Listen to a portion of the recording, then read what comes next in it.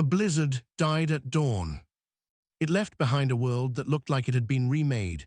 Everything white, everything still, every sharp edge buried under soft curves of snow. The peaks of Valdro's IV stood against a pale sky, and the wind, which had screamed for 3 days, was finally quiet. Inside the deep caverns of the Stonewing clan, the quiet was a different kind, not peaceful, heavy.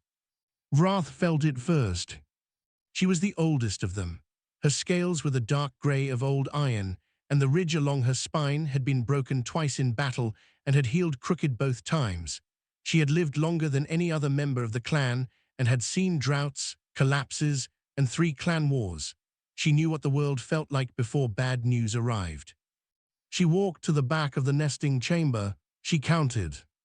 She counted again. Then she turned to Hale, her eldest surviving son, who stood near the entrance watching the snow. 7 are missing, she said. Hale went still, not the stillness of calm, the stillness of a being whose body has not yet caught up with what it has just heard. That is not possible, he said. Go count, she said. He counted, he came back, he said nothing. By mid-morning, the whole clan knew, 37 adults, and not a single voice was raised above a murmur. That was how Wrath could tell how serious it was. When the Stonewing clan went quiet, it was because the situation was beyond the reach of noise. Drovan found out last. He had been out at the edge of the glacier, doing what he always did after a bad storm, checking the ice wall for fractures, making himself useful, keeping his hands occupied. Sora had to go and find him and tell him herself, and she watched his face go through 5 things in the space of 2 breaths. Then he walked past her, back into the caverns, and she let him go. The search parties went out immediately, 3 groups, spread across the lower slopes, moving in tight formations because the snow was chest-deep in places and it was easy to miss things. Hale led the first group himself. He did not want to, he made himself do it anyway. They found tracks. 7 small sets of prints, leading down from the secondary cavern entrance toward the ice field below. The tracks were clear for the first 100 meters, then patchy where the wind had dragged snow across them, then gone altogether. They stood in the middle of the ice field and looked at the last visible prints and looked at each other. No blood, no drag marks, no signs of struggle, no predator prints. Just 7 sets of small tracks leading to a point in the middle of an open field, and then simply stopping. Drovan dropped to his knees in the snow and pressed his forehead against the ice, and made a sound that no one in the group would ever describe out loud afterward. They came back to the caverns. The elders gathered. Old Wrath sat at the head of the space, and the adults formed a wide half-circle around her, and the hatchlings that were present pressed close to their parents and stayed very still. The deep cold has taken them, said one of the elders. His name was Orc, and he was the second oldest after Wrath. He said it not with cruelty, but with the flat certainty of someone who had lived long enough to accept what could not be changed. Several heads lowered in agreement. Drovan's head came up. We do not know that. The tracks ended, Orc said. Tracks end for many reasons. In the middle of open ice, with no predator sign. We have not looked everywhere, we have not. Drovan, Wrath's voice was not loud, it did not need to be. We will look everywhere, we will search until the answer is known, but the clan must prepare. Prepare, that was the word for it. Wrath was asking the clan to begin the grief work, to start carrying the weight of loss before the loss was confirmed, because that was what survival required. You could not afford to be destroyed by something that came all at once. You had to meet it gradually. Drovan looked at her for a long moment. Then he turned and walked to the far wall of the cavern and stood with his back to the group, and no one went to him because there was nothing to say. The mourning cry began at midday. It was not the sound of weeping, it was something older than that, a deep layered harmonic that started low in the chest and rose slowly, not in grief exactly but in acknowledgement. The clan had been doing it since before any living member could remember. You sent the sound up and out, toward the sky, toward whatever existed beyond the sky, and you said with it, we know, we see what has happened. We are still here. Vrath started it. The others joined one by one until the cavern walls carried the sound and the ice outside trembled faintly with it. Only two voices were missing from the cry. Droven, who stood at the far wall and stared at the rock, and Sora, who was already outside. She had slipped away quietly, the way she always did when she had a thought that she had not yet decided whether to share. She stood at the cavern mouth in the snow and looked down at the ice field and then at the tree line below it, far below, where the blizzard had bent the trees sideways. She looked at something else. A single set of tracks, two-footed, strange-shaped, coming up from the forest toward the ice field. Coming from the direction of the missing hatchlings' last known prince. She looked at it for a long time. Then she went down. The tracks were wrong in every way that a track could be wrong. 2 feet, no tail drag, no claw marks at the toe. The stride was short and even, and the depth was strange, deep in the heel, lighter at the front, as if the creature walked with its weight tilted backward, like something not entirely comfortable standing upright. Whatever made these tracks was small, smaller than a hatchling, almost. The prints were barely longer than Sora's smallest claw. She followed them down the slope, below the ice field, into the tree line where the blizzard had stripped the branches bare and left the trunks glazed with ice. The forest was quiet, cold enough to hurt if you were the kind of creature that felt cold the way fragile things did. The tracks led to a mound of snow that was slightly too regular to be natural. Sora circled it once. She could hear something, a low sound, irregular, rising and falling, like speech maybe, but in no language she had heard. The sounds were too soft and too variable for anything with a proper throat. She leaned down and looked at the thing more closely. It was not a mound of snow. It was something under the snow, something that had been built. She could see the edges of it now, flat panels, partially melted, rearranged into a rough shelter shape, wreckage of some kind. One panel had markings on it that meant nothing to her. She reached out and touched the edge.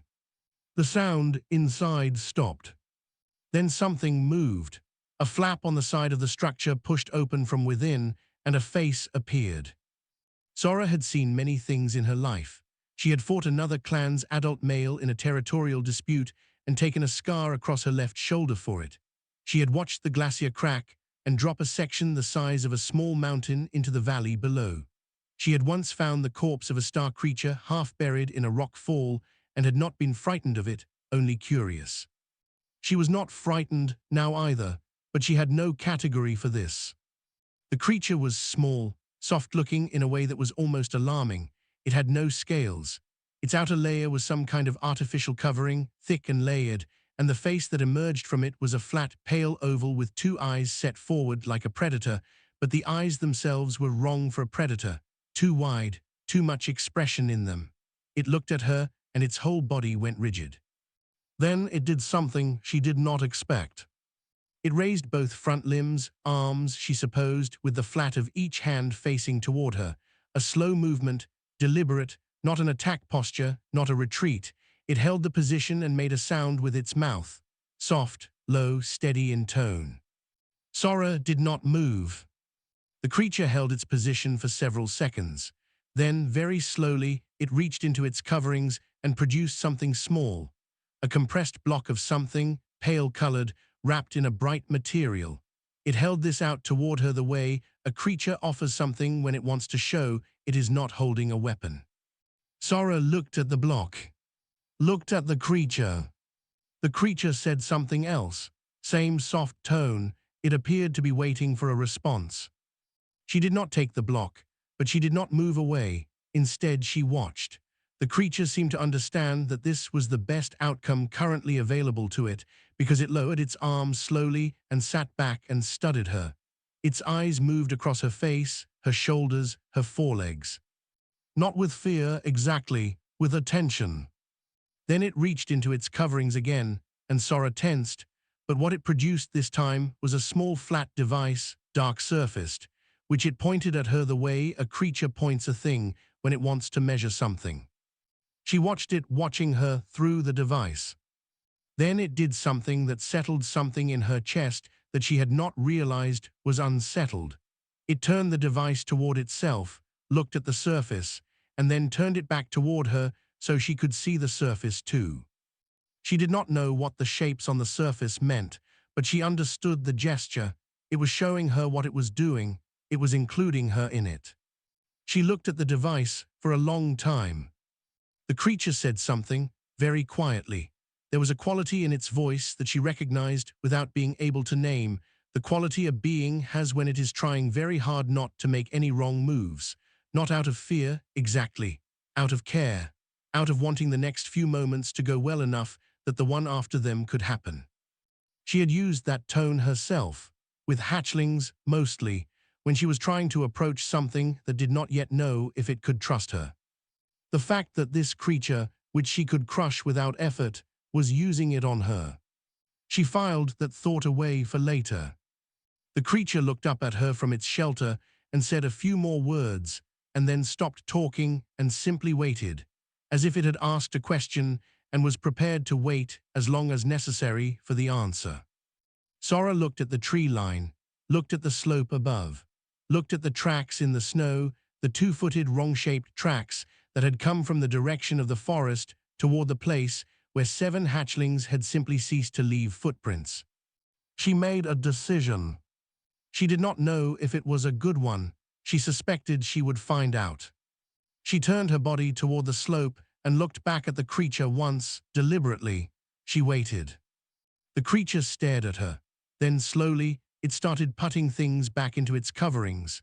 Then it crawled out of its shelter and stood up in the snow, barely reaching her shoulder even at its full height, and looked up at her with those strange, flat, forward-facing eyes.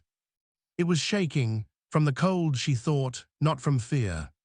She turned and started walking up toward the ice field. She heard, behind her, the small, uneven crunch of two-footed tracks following. She did not look back again. She did not need to. The human's name was Rin. He did not know it yet, but Sora had already started calling him something in Dravath that roughly meant the thing that follows at a distance. It was not an insult. It was simply accurate. He followed her up the slope, maybe 10 paces behind, close enough to keep her in sight, but far enough to not feel like he was crowding her. He had decided this on his own, and she noticed that he had decided it on his own, and she made a note of it. Creatures that paid attention to how much space another creature needed were usually worth something.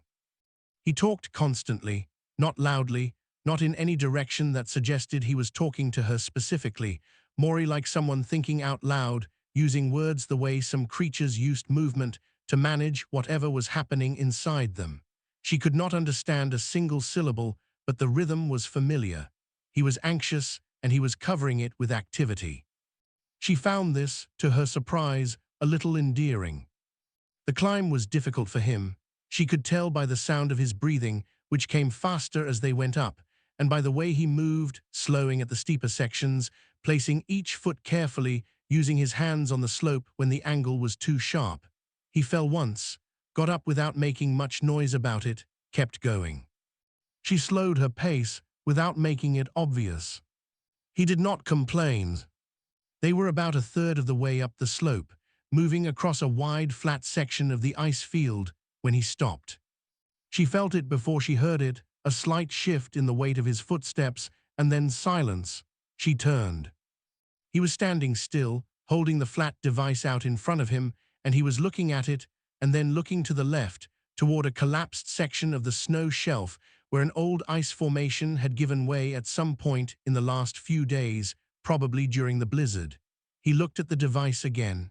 He looked at the snow shelf. He said something, short, with a rising tone, the kind of tone that sounds like a question in any language. Then he started walking toward the snow shelf. Sora caught him, not hard. She reached out one foreleg and put the back of it against his path, the way she would redirect a hatchling who was headed somewhere they should not go. He stopped. He looked up at her.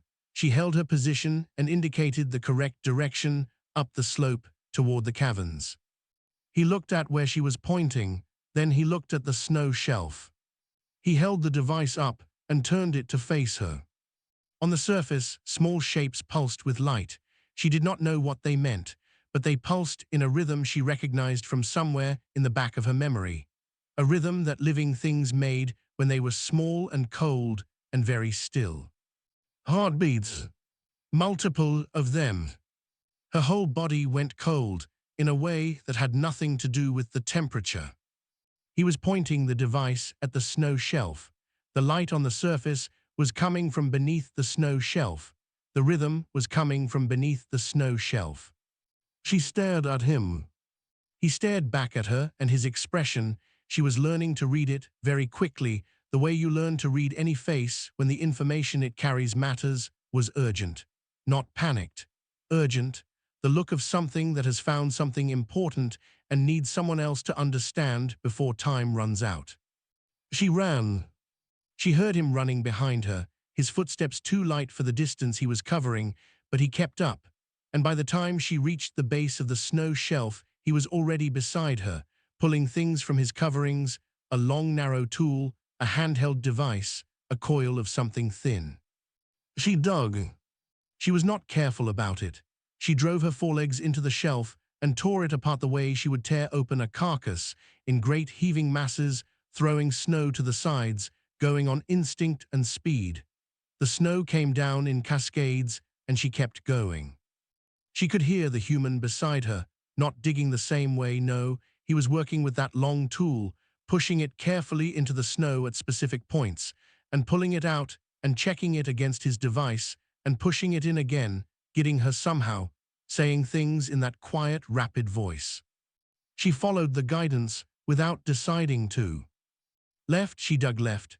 Down, she dug down. She heard him say something sharp and short, and she stopped, and he reached into the space her claws had opened and brushed the snow aside with his hands, those small uncovered hands, in the cold that would freeze exposed skin in minutes, and pulled something free. A hatchling, small, dark-scaled, eyes closed, breathing. Then another, then two more. She made a sound. She did not mean to. It came out of her before she could decide anything about it, and it was not the mourning cry. It was the opposite of the mourning cry. It was the sound that existed before words, before language, before any of the things that made Dravath civilized and distinct from the ice and the cold. It was the sound of something being given back. The human did not stop. He was checking each hatchling as Sora pulled them out, running the device over them, looking at their eyes, touching their limbs with careful practiced hands, muttering notes to himself. He did not seem to be aware that tears had frozen on his face. He was paying attention to the hatchlings. When all 7 were out, he stood up and took stock of each of them in turn, and then he looked at Sora and he said something. She did not understand the words, but she understood that it was good news.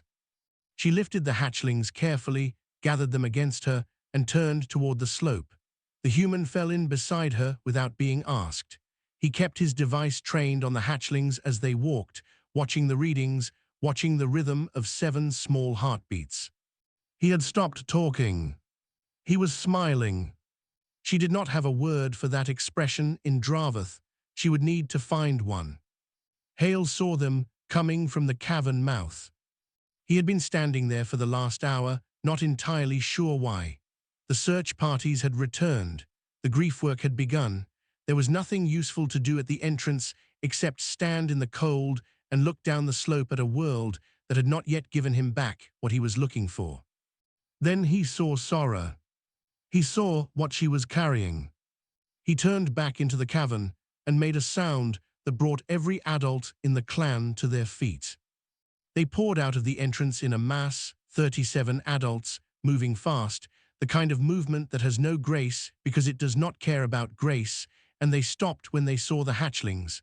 There was a moment, a very short one, where no one said anything, and in that moment, Hale became aware of the other thing. The small 2-footed thing walking beside Sora. It stopped too. It looked at 37 large, agitated, grief-racked apex predators standing between it and the cavern entrance, and it stopped moving, and it stood there, and it looked at them.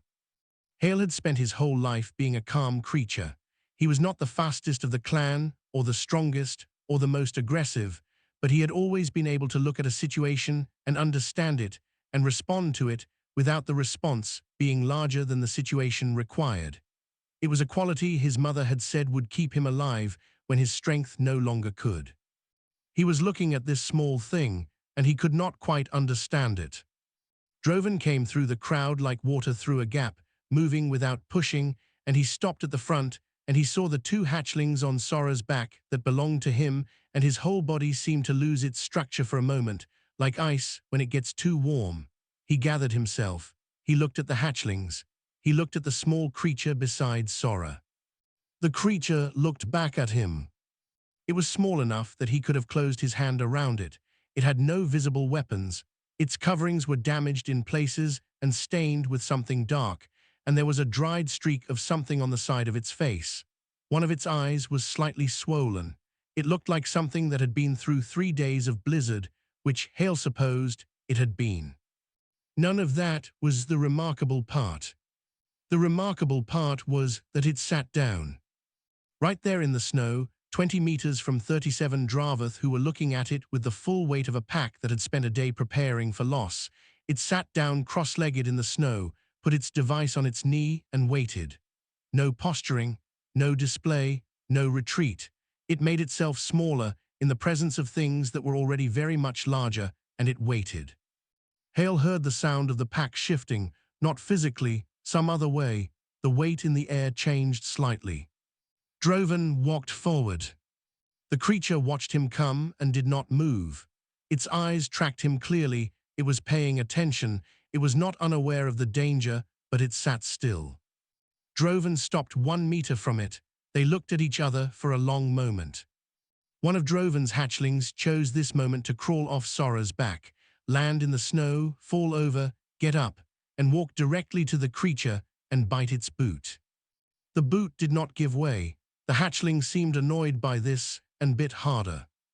The creature looked down at the hatchling with an expression that Hale could not quite name, but recognized in its general shape. He had seen it on parents. It was the look of someone presented with something small and absurd and dear in the middle of something heavy, and not knowing what to do with the distance between those two things. The creature said something quietly to the hatchling. The hatchling stopped biting and looked up. Droven sat down. It was not a dramatic thing.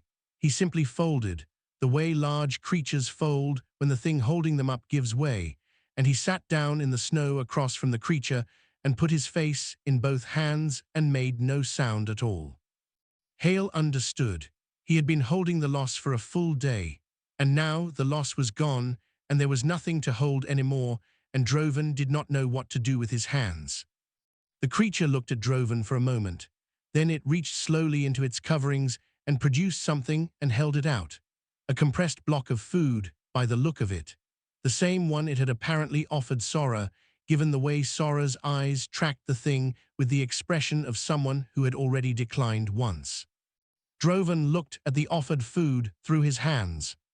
He lowered his hands from his face. He looked at the creature. The creature looked back at him. It was still holding out the food. It did not seem impatient. Droven took a slow breath. He did not take the food, but he nodded. One small nod, the way you nod when a word is not available. The creature seemed to understand this too. It put the food away. Vrath had watched all of it from the cavern entrance. She had not moved. She was old enough to know that the moments that mattered most were usually the ones that looked smallest. She watched the creature sit in the snow with her pack's grief all around it, offering food to a father who could not speak, talking to a hatchling who did not understand it, watching everything with those strange, flat, forward-facing eyes that seemed to be trying to miss nothing. She thought about the mourning cry she had led that morning. She thought about the 7 hatchlings now being passed between adults, being counted and recounted and pressed against warm scales. She said to Hale, "Bring it inside." He looked at her. "Not as a captive," she said, "as something we do not have a word for yet." Hale went down the slope.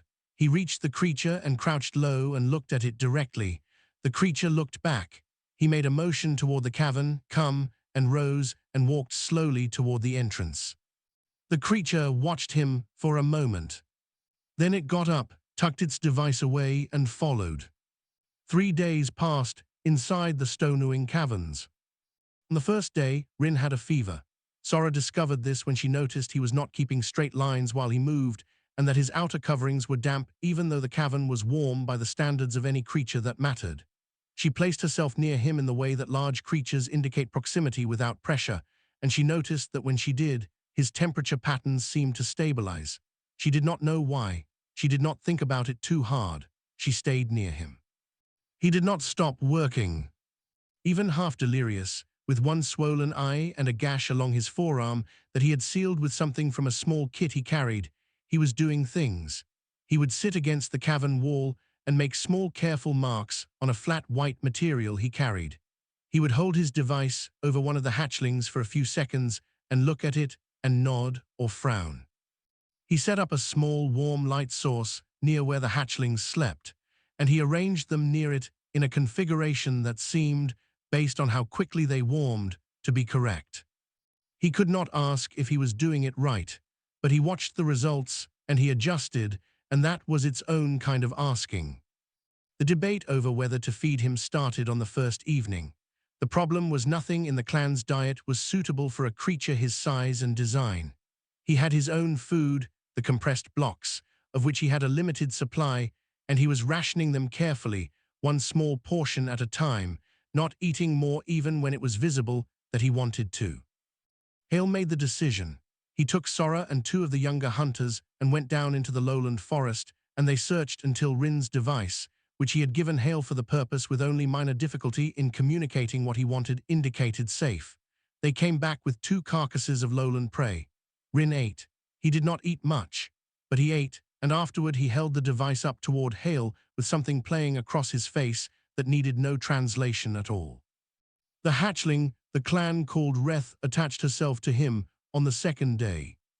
She was the smallest of the 7, the last one pulled from the snow, the coldest when they found her, the one whose heartbeat had been faintest on the device.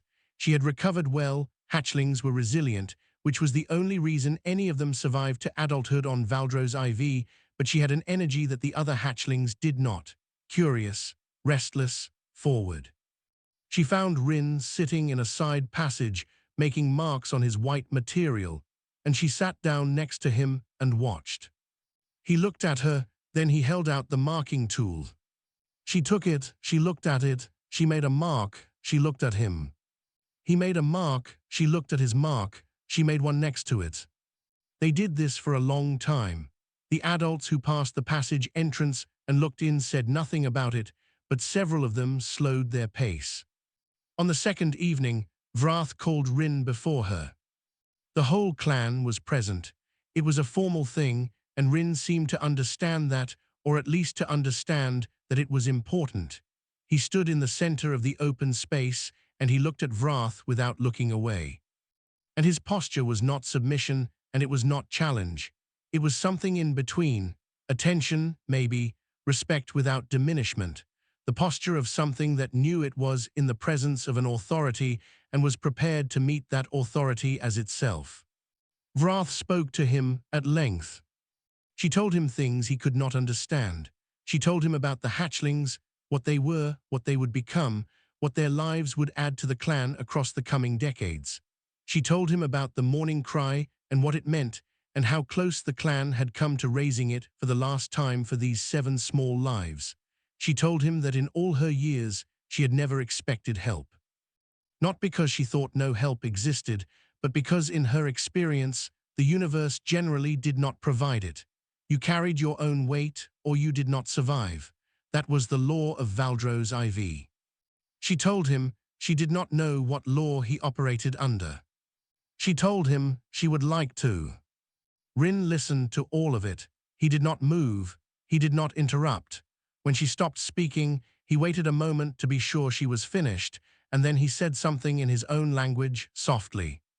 She did not understand the words, but she had been alive long enough to know what certain sounds meant regardless of their content. She had heard the sound of something said plainly, without performance, without calculation. In the third passage from the main chamber, a young adult male named Ossic had been spending most of the 3 days with his face very close to a series of marks he was making on the cavern wall. Ossic was young and was considered by the older members of the clan to be too interested in things that were not food, survival, or territory. He had once spent 2 full seasons studying the patterns of air movement through the lower passes because he wanted to understand them. He had mapped the water tables under the glacier. He filed observations the way other creatures filed their claws, regularly, carefully, as a matter of course. He had been recording Rin's voice since the first day. He had noticed patterns. He had mapped sounds to repeated behaviors. He had found edges. He had found, buried in the noise of an alien language, the shape of communication, the rhythm, the emphasis, the structure. He had not cracked it. He had not expected to in 3 days, but he had found something. He had found 2 sounds that Rin used in consistent contexts. 2 sounds with clear meaning that could be mapped to Dravath equivalents. He brought them to Sora on the evening of the 3rd day and showed her. She looked at his marks. She looked at what they meant. She looked toward the passage where Rin was sitting with Reth, the 2 of them still trading marks on the white material, the Hatchlings' marks getting more deliberate, the humans' marks getting smaller to give her more room. Ossic had found 2 words that worked in both directions. One of them was the sound Rin made when he checked each hatchling and the readings were good, the sound that meant nothing was wrong. Zaver. The other was the sound he made when he turned the device towards Sora, when he stood near Hale, when he looked back at the clan from the center of the formal circle and met Vrath's gaze without looking away. Here. Sora said both words quietly to herself. Then she went to find Vrath. The rescue shuttle came down on the 4th morning. It landed in the wide valley below the cavern slope, and its engines cooled in the silence of the mountains, and 4 officers of the Galactic Cooperative stepped out into the snow. They were expecting a straightforward recovery. 1 stranded survey specialist, probable exposure, possible frostbite. File the distress response paperwork on the way back. Stop for a meal at the relay station. The lead officer was a Vethian named Dos. She had done 46 distress recoveries in her career and had developed a manner for them, efficient, warm, professionally calm.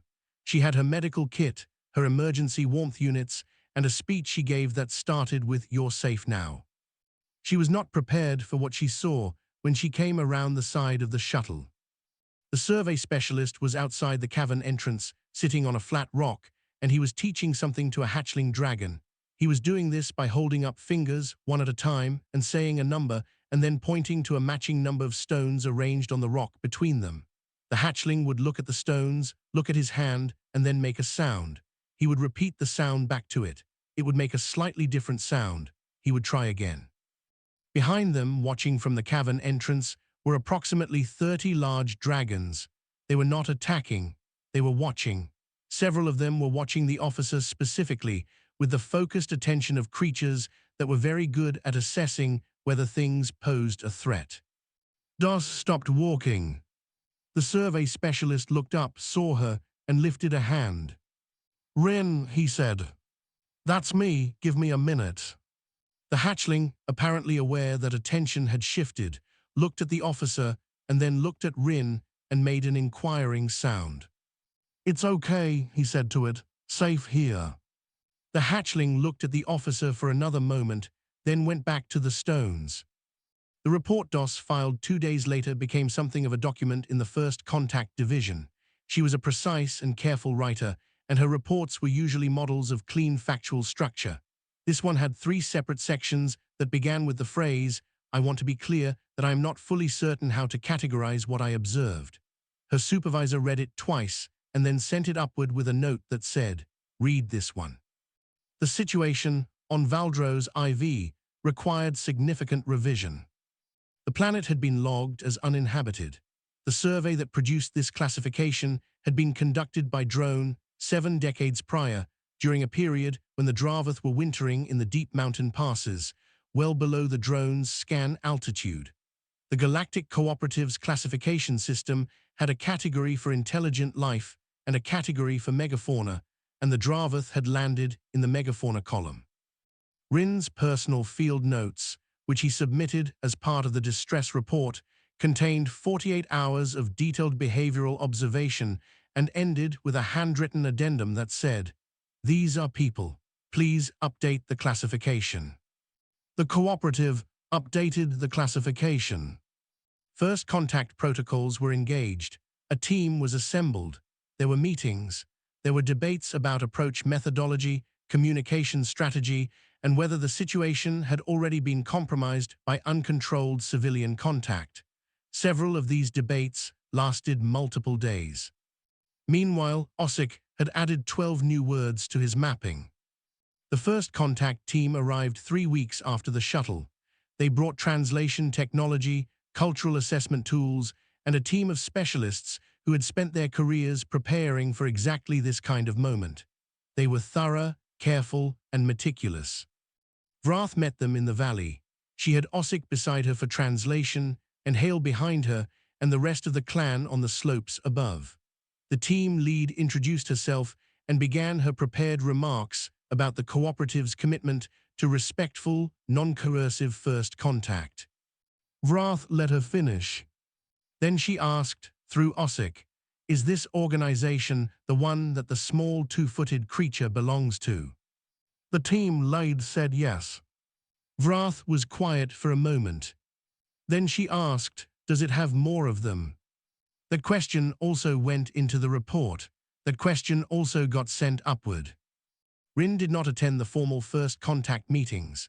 He was not a diplomat, and he was not pretending to be one. He was a xenobiological survey specialist who had filed a request to return to Valdros IV as part of the official contact support team, a request that was granted primarily because Vrath had made clear, through Ossic, that she was not interested in speaking to anyone who had not previously dug a hatchling out of a snow shelf.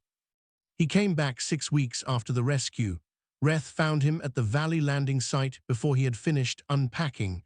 She was bigger already. Hatchlings on Valdros IV grew fast. She made a sound at him that he had heard before. He made the same sound back. She climbed onto his pack and stayed there for the rest of the walk up the slope and did not climb off until they reached the cavern entrance. Drovan watched this happen from the side without comment, which Sora observed with something approaching amusement. The formal proceedings between the cooperative and the Stonewing clan took months. They were slow and careful and mostly productive and occasionally difficult, as first contacts tended to be. Ossic's vocabulary expanded rapidly. Rin's expanded more slowly, but with characteristic stubbornness. In the main cavern, on the wall nearest to the passage where Rin had sat during the 3 days, there was a flat stone. He had left it there when the shuttle took him. On the surface, scratched with a field tool, was a symbol. Ossic had decoded it on the 2nd day after Rin left. He brought the translation to Sora and Vrath, a single word, simple, basic. Found. Vrath looked at the stone for a long time. She thought about the morning cry. She thought about the 3 days of quiet before the small two-footed thing came through the snow. She thought about the law of Valdros IV, the one she had known her whole life. You carry your own weight, or you do not survive. She thought about what it meant that the weight had been shared without asking. She had looked for weeks for the right word for what the human had done, not in Dravath only. She had asked Ossic to look through what he was learning of the human language too. She wanted the word that fit the thing exactly, the thing that had made Rin get up from a fever and check the hatchlings, that had made him sit down in the snow in front of 37 strangers, that had made him scratch a word into a stone before he left so that something would still be here even after he was gone. Ossic had found the closest word. It was from the human language, not Dravath. There was no equivalent in Dravath. That itself told her something. The word was stubbornness, but Ossic said it was a particular kind, the kind that wasn't about the self, the kind that was about refusing to let the wrong outcome happen when there was still something you could do. Vrath decided that was close enough. She would file it away. She had a feeling she would need to use it often, now that the clan had made contact with a species that apparently could not stop doing the thing the word described. Outside, the mountains of Valdro's IV stood against a clear sky. The snow had settled. The wind was still. The morning cry had not been raised since the morning of the blizzard's end. Vrath did not think it would need to be raised again for a very long time.